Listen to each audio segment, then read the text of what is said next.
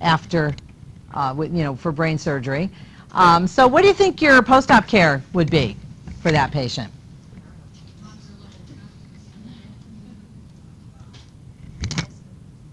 What's that? Neuro checks. Head of the bed high. Why do you think we'd want the head of the bed to be elevated? Decrease swelling, promote drainage of CSF and venous drainage. Patients may come back with what they call raccoon eyes. Depending on the area of the brain that's being operated on, they're going to be ecchymotic and maybe swollen around their eyes. So we're going to put ice on that. They may have some post-op issues with pituitary function. So either SIADH, where you're going to be dealing with fluid retention, or diabetes insipidus, where you're going to be dealing with extreme diuresis. So fluid and electrolyte balance is going to be very important for this patient post-op. What are some of the complications that can happen? Infection, permanent brain damage, so permanent neurological damage because they, maybe had a little bit more trouble getting to the tumor and had to damage some vital areas of the brain in terms of their function. What other problems? Bleeding, CSF leaks. So we need to be monitoring their fluids, their dressings, their neurological status. So again, getting that baseline neuro status is going to be very important. You need to know how they were prior to that surgery, what changes are happening post-op, and then, where's your baseline post-op, and are there any changes developing that could be indicating some potential complications. So any questions about the awake craniotomy or the other types of procedures for brain tumors? Okay, we're going to talk about spinal tumors. Not a whole lot going on with those, not a whole lot of information anyway. They can be primary tumors that grow in the vertebrae or the spinal cord, or they can be metastatic secondary tumors from cancers in other parts of the body. The signs and symptoms the patient's going to have are going to be related to the area that's involved. So whatever spinal nerves are going to be affected are going to be determining what deficits that patient is going to have. Pain is a very huge issue with patients that have spinal cord tumors. And controlling that pain is going to be of primary importance. Even if we can't remove that tumor, surgical debulking of that tumor to relieve the pressure is oftentimes very effective and good for palliation. Patients can have radiation. Chemo isn't really very effective against these types of tumors. But again, pain control and palliation is oftentimes our primary goal with spinal tumors. I don't know what happened to my other recording. Hopefully it's still there. Okay. Traumatic brain injury. So, what is a TBI? Right, so any type of external injury, an external force to the head that causes damage to the brain. And what will happen is you'll have elevated intracranial pressure as a result of swelling and edema. And then the patient is going to have changes in their level of consciousness based on where that injury is, the extent of the injury, the type of injury that the patient is having. So what we have with a traumatic brain injury are the primary effects, which are the damage that's done by the original injury. So if they hit their head, they're in a car accident, they bang their head on the steering wheel, there is damage to that area of the brain of where the actual force was applied. But oftentimes the patients will develop secondary injuries. So when the brain starts to swell in reaction to that initial injury, then other parts of the brain are going to be affected. Because again, we're in that enclosed space, the cranium is very hard, no place for it to go, so we're going to have damage in other areas of the brain based on how bad the swelling is. So primary injury plus the secondary effects. Patients can have open and closed, or closed. brain injuries. So open brain injuries are when the actual scalp and the skull are penetrated. So what is our biggest problem with an open brain injury? Infection, encephalitis, meningitis. Closed, usually the result of blunt trauma. Again, the damage is, we don't have the problems with infection, but we do have the damage, particularly with that secondary swelling and issues, because the brain has no place to go once it starts to swell. So this picture just kind of shows the different types of fractures that patients can have. Comminuted skull fractures, open depressed skull fractures where chunks of the bone will actually be pressed down into the brain and damage the brain tissue. But one type of fracture is something, again, that NCLEX likes to ask you questions about, and that would be the basilar skull fracture. So the basilar skull fracture has some pretty unique signs and symptoms that the patients are going to exhibit. And so the fractures at the base of the skull, and usually involves the internal carotid artery hemorrhaging. So the signs and symptoms that we're going to see with a basilar skull fracture are specific to that type of bleeding. So we're going to see those raccoon eyes, the periorbital edema, and ecchymosis. What is battle sign? Bruising behind the ears. So that post-auricular ecchymosis, or battle sign. How about hemotympanum? What is that? Blood behind the tympanic membrane. Rhinorrhea. Leakage from the nose, and it's not mucus, it's CSF. And how about otorrhea? CSF and blood from the ears. So we have to be assessing that patient and taking certain precautions based on the types of symptoms that we're going to see. So we never want to suction the nose, or do clean out the ear or anything like that. So we need to make sure the patient doesn't blow their nose or cough. Why? It's going to increase intracranial pressure. It's going to increase the amount of CSF that's leaking. So we need to be very careful. We want to put dressings to keep bacteria from going into, let's say, the ear. We can put a dressing, what we used to call a mustache dressing, to catch the drainage underneath the nose. But no suctioning, no blowing the nose, nothing that could either introduce bacteria or increase the intracranial pressure. And again, we'll be looking for things like that halo sign on the dressings for the evidence of the fact that we're having CSF leakage. We can put a glucose test strip underneath the drainage and catch the drainage. That would be a urine glucose test strip that we used to use when we did urine dipsticks.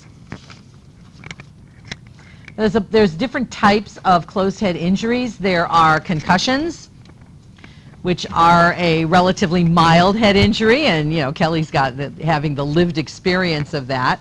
Headaches, irritability, Kelly? Yeah. Memory deficits, fatigue, sleep disturbances. All these come with concussions. So if you look at the box 45-4 in your book, that is the teaching instructions that you would give to the family when you're sending that patient home with a concussion. Patients can have a contusion, more severe brain injury, a bruising of the brain. Patients will be unconscious for several minutes. And usually with a contusion, you have what is called the coup contra coup phenomenon. And that is where if you have a head injury, say, to the front of the head, so you've got bruising to the frontal part of the brain. What happens in this coup contra coup is that the brain shifts back and bangs up against the back of the cranium, and then there's bruising and damage to the posterior portion of the brain. Or if it's a side injury, then it's going to go side to side. So you've got not only the area of the brain that has the initial impact, but also the opposite side of the brain as the brain is kind of shifting back and forth within the cranium and getting damaged. So you've got double duty and double damage to that patient's brain that you're going to be evaluating. And probably the most severe that you might be dealing with in terms of head injuries are diffuse axonal injuries. And this is the patient who oftentimes it's that acceleration, deceleration, car versus tree or telephone pole type of injury, where the actual axons and the white matter are sheared in multiple places in the brain. Yes? Sorry, Pam, you said with a contusion they'll have a brief loss of consciousness? Brief loss of consciousness usually, yes. With diffuse axonal injury, usually an immediate loss of consciousness. They become comatose for, really depending on the patient, can be days, weeks, or months, or permanently. And this is significant brain damage. Patients will have a lot of edema, and they will have a lot of posturing. And we'll talk about the different types of posturing when we talk about increased intracranial pressure. Most patients with a diffuse axonal injury are going to require long-term care. Yes? Just out of curiosity, is shaken baby the diffuse axonal? Could be that, or could even be a contusion, coup contra coup, depending on how severe the shaken baby, the baby is shaken. But yeah, there can be pretty significant damage. There's two types of cerebral hemorrhages. There is the epidural and the subdural. And there's a significant difference between the two. The epidural is an arterial bleed. And it happens and occurs between the dura and the inner table of the skull. So here's the inner table of the skull, and we've got damage in here and bleeding into this space, the epidural space. And because it's an arterial bleed, it develops very quickly, and deficits occur very quickly. And because of that, oftentimes it's not as a significant mortality rate as you would see with subdural that we're going to talk about in a little bit. So I kind of like to refer to the epidural as the Natasha Richardson injury. And if you remember her, the actress, that she fell while she was skiing. She didn't even hit a tree. She just fell. She didn't want to go. And so she had a brief episode of unconsciousness, came to, said, I'm fine, I'm going back to my room. And an hour later, when somebody went to check on her, she was comatose. And by the time they got her to the hospital, she was brain dead. That's how quickly it can happen. But most patients will not refuse care in that kind of situation. People will insist that they go to the hospital. The epidural bleed is detected. They go in and they stop it and they fix it. And so the mortality rate is not as bad. Subdural bleeds, on the other hand, have a very high mortality rate. It's a venous bleed. So why do you think the mortality rate is higher? It's a lot slower, and patients don't notice the changes. So I kind of like to refer to this as, Granny is living alone. Family members are, Granny's starting to be a little forgetful, but she's still safe at home. And she takes a fall. But she doesn't want to tell anybody that she fell. And boy, I tell you, how many times in home care did I encounter this? They don't want to tell you that they fell, because then you're going to send them to the doctor, and the doctor might send them to the hospital, and then they might go to a nursing home, and they might never come home, and they don't want to leave their house. So, I will have patients covered with bruises that will tell me, oh no, I didn't fall. And I know, just looking at the bruises, it wasn't because somebody hit them or beat them. They fell. So what happens is Granny falls and hits her head and doesn't tell anybody about it. And then the next time the family comes in, Granny's a little bit more forgetful, but, she's 80-something, and, she's been a little forgetful, so she's just getting a little worse. And the family says, well, we'll keep an eye on her, because, maybe she's not going to be too safe at home for much longer. And then a couple of weeks go by, and Granny's a little bit more forgetful, and then maybe 2 or 3 more weeks go by, and they come in, and Granny's unconscious on the floor. And they bring her into the hospital, and she's got a massive subdural hematoma, and it develops so slowly that you didn't see those changes, and you just chalk them up in many cases again to that elderly patient becoming a little bit more senile or more confused. And then because the hematoma is so big, there's been so much neurological damage, they don't survive the surgery. So it is, again, a very high mortality rate with the subdural venous bleeds than with the epidural arterial bleeds. Now this is something, and this is just new research, not something that you're going to be tested on, but just kind of the interesting changes in the research on patients with traumatic brain injuries that have been classified as what is called persistent vegetative state. And a lot of those, so the persistent vegetative state is defined as the patient is awake but not responsive. So their eyes are open, but nobody's home. As it turns out, from doing a lot of neurological testing, almost 40% of those patients that are persistent vegetative state classified were really what could be classified as minimally conscious, which means that they have periods of vigilance or awareness. And they can be very brief periods. So if you're not continually evaluating that patient in very specific ways, you're not going to see those changes in their level of consciousness. But these are kind of the patients that, you read about, they were in a coma for 20 years and all of a sudden they wake up and, what happened, where have I been, kind of thing. So basically what they're doing on a lot of patients that have been diagnosed as persistent vegetative state is they're doing things like EEGs. And while they're doing that EEG, they will say to the patient that they think is vegetative, imagine whatever. And there will be a change in the EEG tracing. So it's obvious that somebody's home in there. And they're hearing you and they're reacting to that. PET scans that, again, detect metabolic activity will be increased activity in that patient that is minimally conscious when they're stimulated by conversations and other interactions. So for that family that's dealing with a patient, say, with a diffuse axonal injury that is diagnosed as persistent vegetative state, and they're being asked to make all kinds of decisions based on, okay, how much do we want to do for this guy? How much do we, do we want to pull the plug on the respirator? Do we want to do these various invasive tests and procedures, given the fact that he's probably in a persistent vegetative state? Now the evidence-based practice is telling these families, but wait, 40% of these patients are minimally conscious. So now the whole decision-making process for the family reaches a whole other dimension. Is, okay, now how much can we do? Yes? What happens to that little boy that got hit by a tree in Arlington or Summers or something during that storm? They pulled the cord, but he never went. And did he ever regain consciousness? He said he's aware of his surroundings. Yeah, because those of us old enough to remember the Karen Quinlan scenario, that it was a young girl, this was many years ago, who mixed drugs and alcohol, I think benzos and alcohol, and became what they thought was persistent vegetative. There was a big, huge court case because the family wanted to disconnect the respirator, and the facility was saying, if we do that, she's going to die. Well, the parents finally won the court case. They won the right to discontinue the ventilator. They discontinued the ventilator, and she started breathing on her own, and she lived for, I think, another 20 years after that. Yeah, so they think he's going to, they think he's not going to make it. So, but now he's in this probably persistent vegetative state, but he's breathing on his own. And that can happen, and patients can go for long periods of time.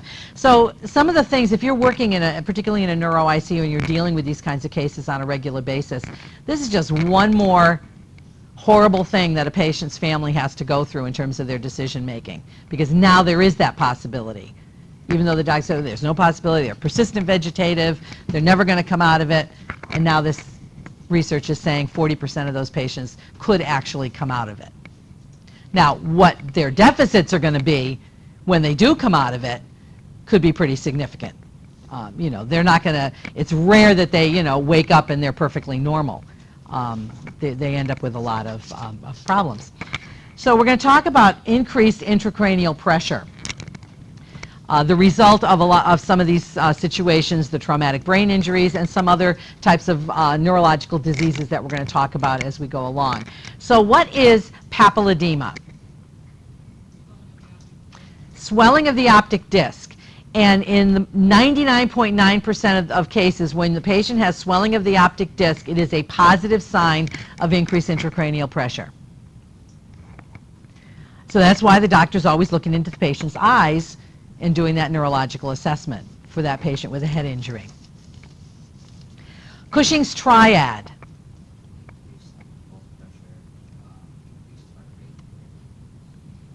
Right, so it's a triad. It's 3 vital sign changes that happen as the patient's intracranial pressure is increasing. So the patient will have a hypertension with a rising systolic pressure, so it's a widening pulse pressure with severe hypertension. They will have bradycardia, and bradypnea, rapid respirations. I mean slow respirations. Bradypnea, yes. So that is Cushing's triad. Again, another sign. So that's why your baseline is so important. Changes in level of consciousness. Patients who were normally alert become disoriented. Behavioral changes. Patients who were cooperative now become combative or agitated. Speech changes. That patient who had perfectly intact speech, now all of a sudden slurred speech or problems with word retrieval. The onset of seizures. All of these can indicate the intracranial pressure increasing. Now remember from anatomy and physiology, where is the CSF produced? In the ventricles of the brain.